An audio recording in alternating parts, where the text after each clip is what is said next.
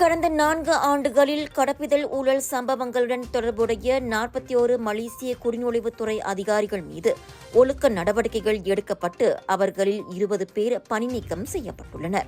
கொல்லம்பூர் அனைத்துலக விமான நிலையமான KLIA terminal ஒன்றில் நடந்ததாக கூறப்படும் இந்த முறைகேடுகள் தொடர்பான அமலாக்க முகமை நேர்மை ஆணையமான EAIC வெளியிட்ட விசாரணை அறிக்கையை குடிநுழைவுத்துறை கவனத்தில் எடுத்துள்ளதாக குடிநுழைவுத்துறையின் தலைமை இயக்குநர் டாக்டர் ஜக்காரியா ஷபான் கூறினார். EAIC முன்வைத்த கண்டறிதல்கள் மற்றும் பரிந்துரைகளை குடிநுழைவுத்துறை தீவிரமாக எடுத்துக்கொண்டு சட்டம், அரசு பணியாளர் விதிமுறைகள் மற்றும் நடைமுறையிலுள்ள ஒழுக்க விதிகளின்படி நடவடிக்கை எடுக்கப்பட்டு வருவதாக அவர் குறிப்பிட்டார்.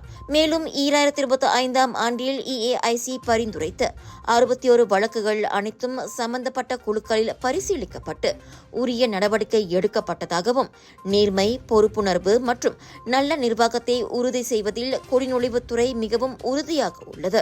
அத்துடன் குடிநுழைவு சேவைகளில் SOP கடைபிடிப்பை வலுப்படுத்தி உள் கண்காணிப்பை அதிகரித்து பொதுமக்களின் நம்பிக்கையையும் நாட்டின் நலனையும் பாதுகாப்ப தொடர்ந்து நடவடிக்கை எடுக்கப்படும் எனவும் கூறப்பட்டது.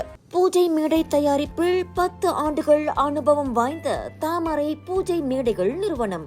நம் தேவைக்கேற்ப அனைத்தும் கிடைக்கும் ஒரே இடம் தாமரை பூஜை மேடைகள். நம்பகமானது, தரத்தில் உயர்ந்தது.